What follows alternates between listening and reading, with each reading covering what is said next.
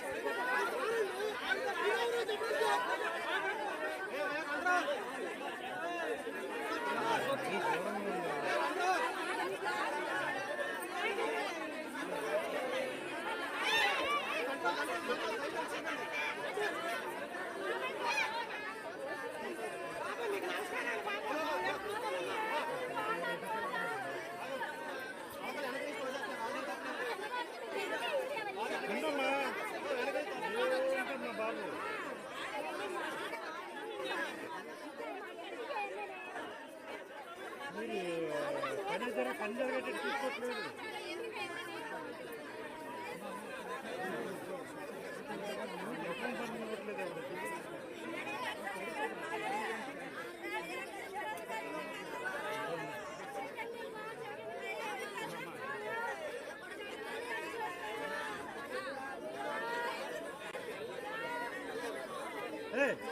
Lens తీసుకొని అవ్వలేరా lens తీసుకొని అవ్వలేరా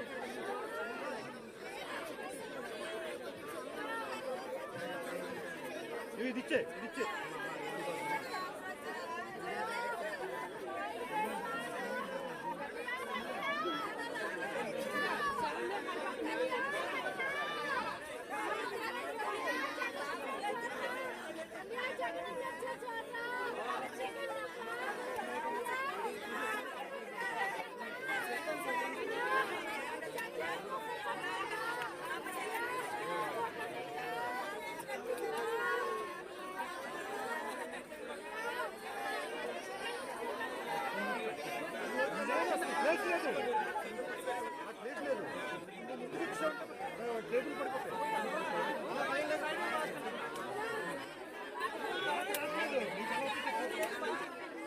అమ్మ చేతి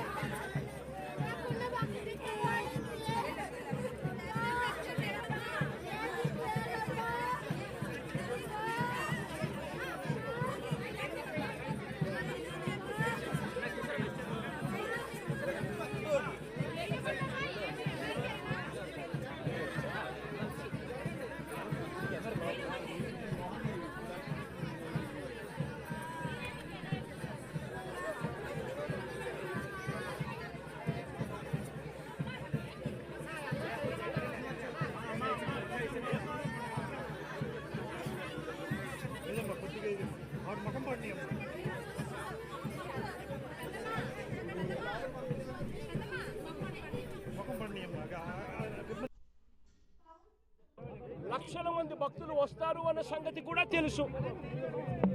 తెలిసినా కూడా కేవలం నిర్లక్ష్య వైఖరితో అనేక మంది ప్రాణాలను బలికొన్నారు. వైకుంఠ ఏకాదశి నాడు తిరుపతిలో 6 మందిని ఇలాగే నిర్లక్ష్యం చేసి పొట్టను పెట్టుకున్నారు. అప్పుడు కూడా అంతే. చంద్రబాబు నాయుడు గారు కుప్పం పర్యటన ఉంది అని చెప్పి పోలీసులందరినీ కూడా కుప్పం పంపించారు. అందరినీ కూడా పార్కుల్లో పెట్టి రకరకాల ఏరియాలలో పెట్టి సడన్గా ఒక్కసారి గేట్లు ఎత్తేసి సెక్యూరిటీ అరేంజ్మెంట్స్ లేవు కాబట్టి పోలీసులు ఎవరు లేరు కాబట్టి అందరూ చంద్రబాబు నాయుడు గారిని ప్రసన్నం చేసుకునే దానికి వెళ్ళిపోయారు కాబట్టి అందరినీ కూడా పార్కుల్లోనూ అక్కడ ఇక్కడ ప్యాక్ చేసి సాయంత్రం పూట ఇక లైన్లలో నిలబడండి అని చెప్పి గేట్లు ఎత్తారు. తిరుపతిలో జరిగిన తోపులాటలో 6 మంది మరణించడం జరిగింది. లక్షల మంది వస్తారు అని తెలిసినా కూడా జరిగిన ఘటన. ఈరోజు చందనోత్సవం రోజు కూడా లక్షల మంది భక్తులు వస్తారు. ఈరోజు అప్పన్న స్వామి నిజ రూపంలో దర్శించుకోవచ్చు అప్పన్న స్వామిని అని లక్షల మంది భక్తులు ఈరోజు వస్తారు అని తెలిసినా కూడా దారుణమైన అరేంజ్మెంట్స్. చాలా మంది చెప్తా ఉన్నారు కనీసం టెంపరీ టాయిలెట్లు కూడా లేవు, క్యూలలో నిలబడిన వాళ్ళకి నీళ్లు లేవని కూడా చెప్తా ఉన్నారు. ఘటన జరిగిన స్థలాన్ని ఒకసారి చూస్తే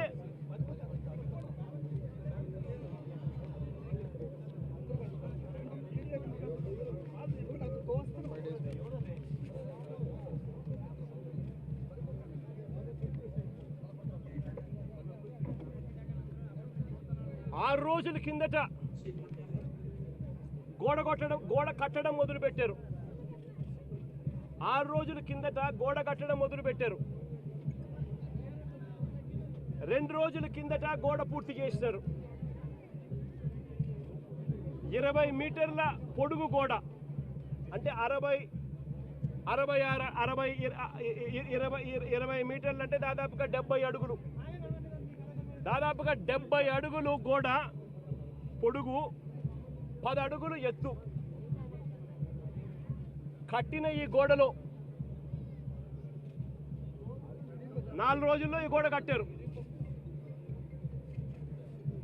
ఈ గోడ కట్టే దాంట్లో ఎక్కడా కూడా కాలమ్స్ ఎక్కడా కనిపించవు.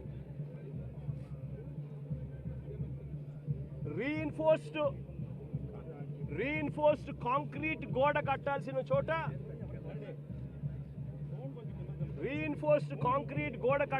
చోట కనీసం ఎటువంటి టెండర్లు కూడా పిలవకుండా మంత్రులు పర్యవేక్షిస్తున్నారు అని అంటారు. 5 మంది కమిటీ సభ్యులు అంటారు, వస్తారు, పర్యవేక్షించినారు, చూసినారు, గోడ కట్టడానికి పర్మిషన్ ఇచ్చినారు. 6 రోజుల్లో గోడ కట్టారు. టెండర్లు కూడా పిలువకోకుండా కట్టేసేయండి అని చెప్పి కట్టేశారు. నేను అడుగుతా ఉన్నా,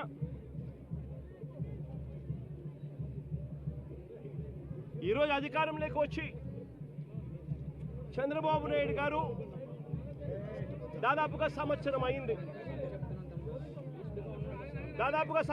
చంద్రబాబు నాయుడు గారు అధికారంలోకి వచ్చి.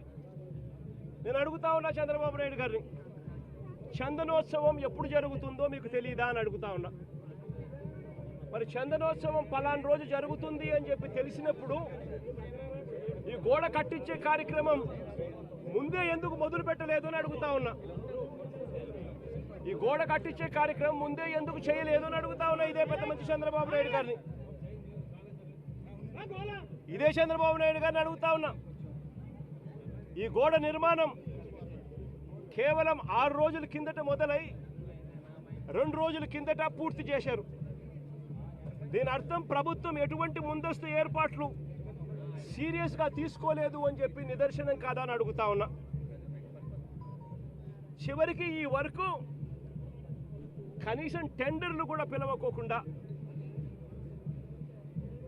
ఇష్టం వచ్చిన వాళ్ళకు వర్క్ ఇచ్చేసి ఇష్టం వచ్చిన పద్ధతిలో కట్టించే కార్యక్రమం చేయడం ధర్మమేనా అని అడుగుతా ఉన్నా.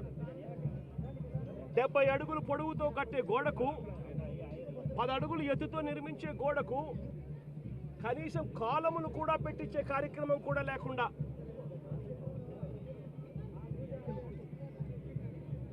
ఇటుకలతో, సిమెంట్ బ్లాక్స్తో, ఫ్లయాష్ ఇటుకలతో గోడ కట్టడం అన్నది ఏ రకంగా కరెక్టు అని అడుగుతా ఉన్నా. కనీసం కట్టే ఈ గోడను రీఇన్ఫోర్స్డ్ కాంక్రీట్తో అయినా కట్టాలి, రీఇన్ఫోర్స్డ్ కాంక్రీట్తో కట్టి దానికి విప్ హోల్స్ కూడా పెడితేనే కాస్తో కూస్తో ఏ గోడైనా నిలబడుతుంది అన్న జ్ఞానం కూడా లేకుండా ఎలా కట్టారు అని అడుగుతా ఉన్నా.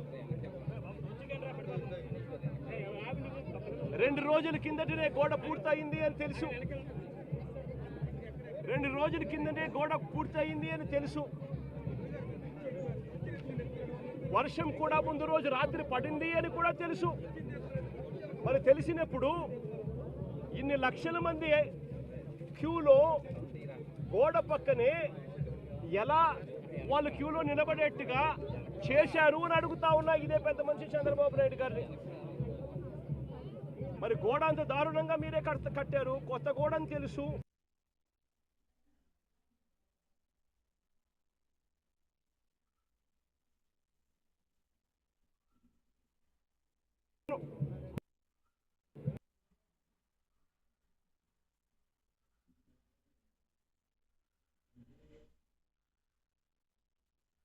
దర్శించుకునే సామాన్యుడు ఏమైపోయినా పర్వాలేదు అని చెప్పి పట్టించుకునే కార్యక్రమం ఎక్కడా కూడా చేయకుండా గాలి కొదిలేసిన పరిస్థితుల్లో ఈరోజు రాష్ట్రం నడుస్తూ ఉంది.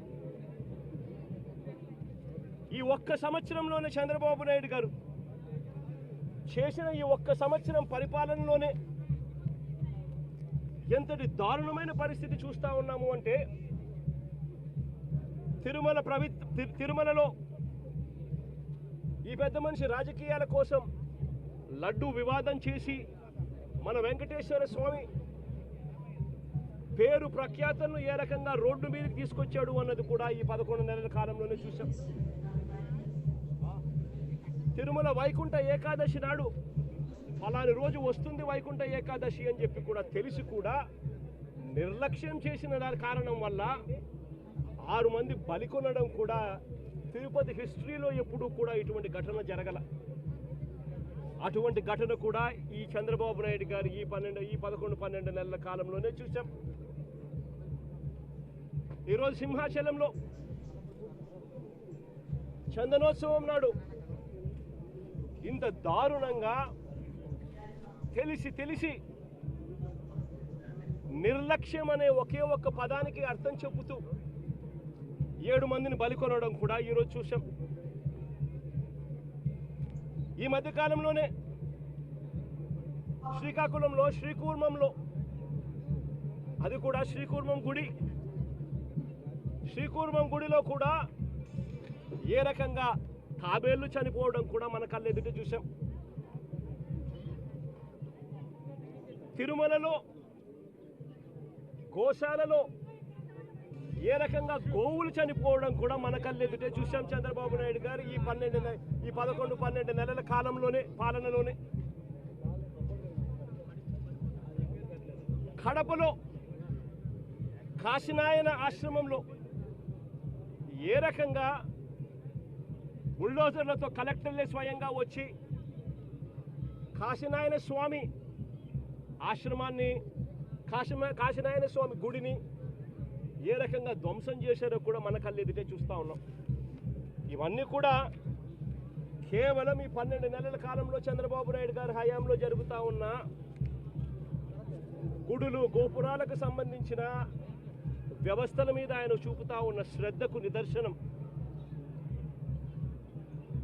ఏదైనా కూడా పబ్లిసిటీ కోసమే ఆయన చేసేది, ఏదైనా డైవర్షన్ పాలిటిక్సే. పుష్కరాల సమయంలో కూడా గతంలో చూసాం ఏ రకంగా 29 మందిని బలికొన్నాడో కూడా మనం చూసాం. గోదావరి పుష్కరాలలో, రాజమండ్రిలో. నేను అడుగుతా ఉన్నా, ఇన్ని ఘటనలలో అన్ని ఘటనలకు జరిగేటప్పుడల్లా జరిగిన తర్వాత వస్తాడు, వచ్చి ఒక కమిషన్ వేస్తున్నాను, విచారణ చేయిస్తాను అని చెప్తాడు. ఇన్ని ఘటనలు నేను చెప్పిన కనీసం ఒక్క ఘటనలో అయినా కూడా సీరియస్గా ఎవరి మీద అయినా యాక్షన్ తీసుకున్నారా అని అడుగుతా ఉన్నా. ఎవరి మీద యాక్షన్ తీసుకోరు, ఎందుకనంటే ఈయనే దోషి కాబట్టి. ఎవరి మీద యాక్షన్ తీసుకోవాలని వస్తే ఈయన మీదే తీసుకోవాలి కాబట్టి ఎవరి మీద యాక్షన్ ఉండదు. తిరుపతిలో మొన్న చూసాం, జనవరి 8వ తారీఖున వైకుంఠ ఏకాదశి నాడు జరిగిన ఘటనలో 6 మంది చనిపోతే ఈయన తీసుకున్న యాక్షన్ ఏమిటి? ఎస్పీని అక్కడి నుంచి ట్రాన్స్ఫర్ చేశాడు. అది ట్రాన్స్ఫర్ చేసేది ఏంది, చెత్త పొజిషన్లోకి ఏమన్నా ఇచ్చినాడంటే అది కాదు. అదే తిరుపతిలోనే టాస్క్ ఫోర్స్కు ఇంకా బెటర్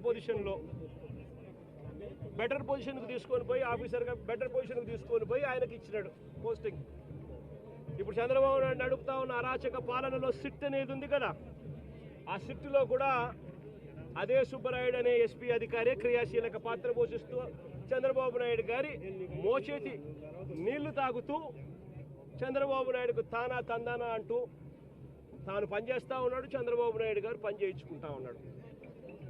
మరి ఏ అధికారికైనా కూడా ఇలాంటి ఘటనలు జరిగినప్పుడు భయం ఉండాలి. ఒళ్ళో ఉద్యోగాలు ఊడుతాయి, యూనిఫాములు ఊడుతాయి, బట్టలు ఊడుతాయి అన్న భయం ఉన్నప్పుడు ఎక్కడైనా కూడా డిసిప్లిన్ అనేది ఉంటుంది.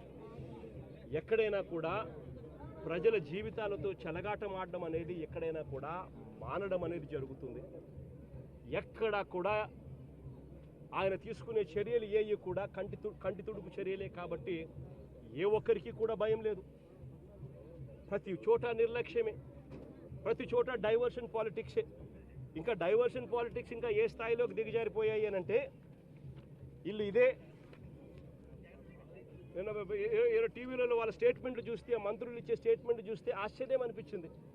మొట్టమొదటి స్టేట్మెంటు వాళ్ళు ఇచ్చింది, ఈ గోడ ఎవరి హయాంలో కట్టారో ఎవరు కట్టారో చూడాలంట. మొట్టమొదటి స్టేట్మెంట్ వాళ్ళు ఇచ్చింది, మంత్రులు ఇచ్చిన స్టేట్మెంట్. అంటే అది కూడా వేరే వాళ్ళ మీద తోసేయాలని చెప్పి కాదు, మీ హయాంలోనే ఈ వారం రోజుల కిందటనే గోడ కట్టారు అని చెప్పి ఎప్పుడైతే తెలుసుకున్నారో అప్పుడేమంటారు, గోడ అనేది పిల్లలతో కట్టారో, సిమెంట్తో కట్టారో, బ్రిక్స్తో కట్టారో అనేది మాకు తెలియదు కదా అంటారు. మరి తెలియనప్పుడు మీరు మంత్రుల కమిటీ కింద ఎందుకు వచ్చినారు ఇక్కడికి? ముందస్తు ఏర్పాట్లు చేయడం కోసం మరి ఎందుకు వచ్చినారు? మరి మీ సమక్షంలోనే మీరు ముందస్తు ఏర్పాట్లు చేస్తూ ఉన్న పరిస్థితుల మధ్య ఈ గోడ కట్టడం ఎందుకు చేశారు? 60-70 అడుగుల గోడ పొడుగు, 10 అడుగుల ఎత్తు, కనీసం ఒక కాంక్రీట్ పిల్లర్ లేదు. గోడ ఏ రకంగా కట్టనిచ్చినారు? కొత్త గోడ అని తెలుసు, రాత్రి వర్షం పడిందని తెలుసు. చందనోత్సవం జరిగే ప్రతిసారి వర్షం పడుతుంది, ప్రతి సంవత్సరం. ఆ సెంటిమెంట్ కూడా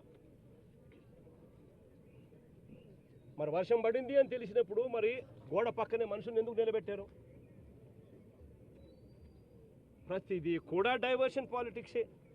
ఎక్కడా కూడా తప్పు చేసినాము అని పశ్చాత్తాపం లేదు. ఇప్పుడు ఈ కుటుంబంలో 4 చనిపోయినారు. చనిపోయి ఏదో ముఖస్థుతి కోసం అది జగన్ వస్తున్నాడు అని చెప్పి తెలిసి 25 లక్షల రూపాయలు 25 లక్షల రూపాయలు ఇచ్చే కార్యక్రమం, ఒక ఉద్యోగం ఇచ్చే కార్యక్రమం చెప్తా ఉన్నారు. నేను అడుగుతా ఉన్నా, ఇదే కుటుంబానికి నేను భరోసా ఇచ్చి చెప్తా ఉన్నా, ఇంతకుముందు ఏదైనా కూడా ప్రభుత్వం అన్నది ప్రజలకు తోడుగా ఉండాలి, ప్రభుత్వం అన్నది ప్రజలకు భరోసా ఇచ్చే విధంగా ఉండాలి.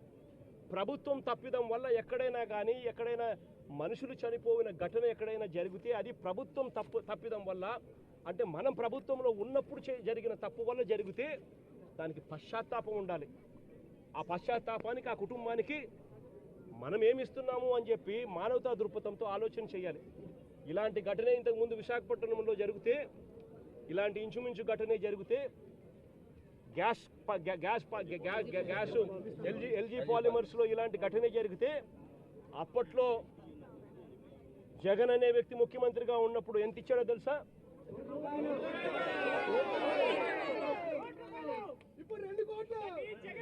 జగన్ అనే వ్యక్తి ₹1 కోటి ఒక్కొక్కరికి ఇచ్చి ఆ కుటుంబాలను ఆదుకున్నారు.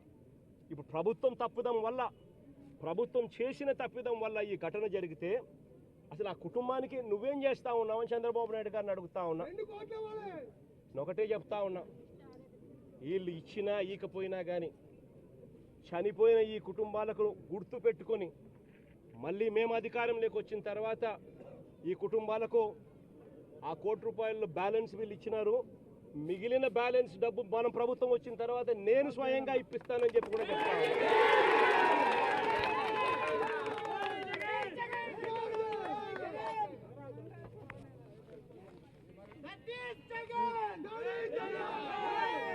ఒకసారి ఈ ఫోటో చూడండి, ఎక్కడైనా కాలములు కనబడతా ఉన్నాయో చూడండి. వాళ్ళు చెప్తా ఉంటే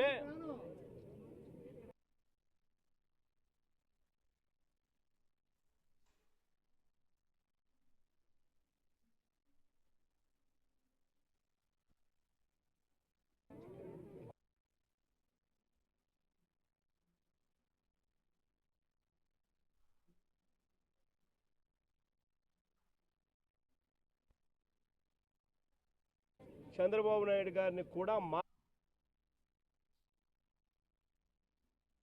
ఇచ్చి ఆ కుటుంబాలను ఆదుకోమని చెప్తా ఉన్నా.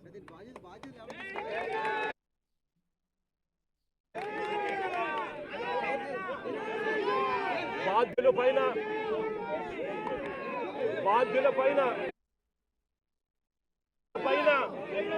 బాధ్యత తీసుకున్న ఈ మంత్రుల పైన,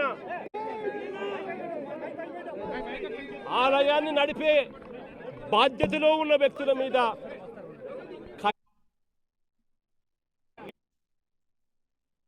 ఆగుతాయి అనేది కూడా ఈ సందర్భంగా చంద్రబాబు నాయుడు గారికి కూడా మళ్ళీ తెలియజేస్తా ఉన్నా.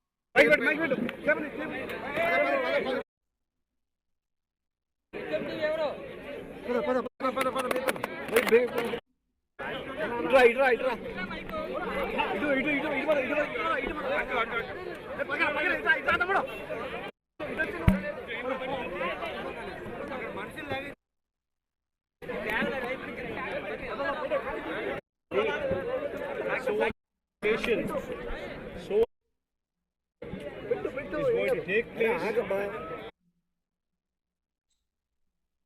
People would be attending on this occasion. What was the government trying to do? They started constructing a wall for this incident.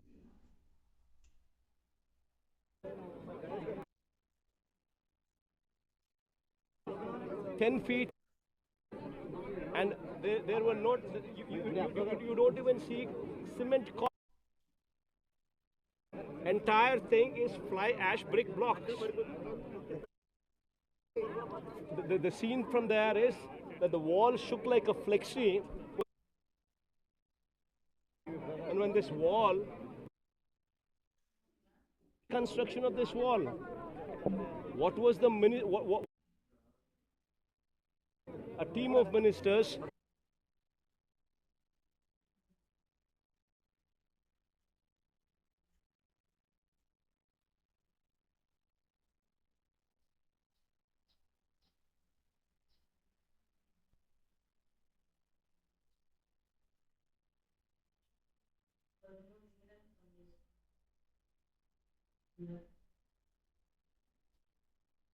Yeah.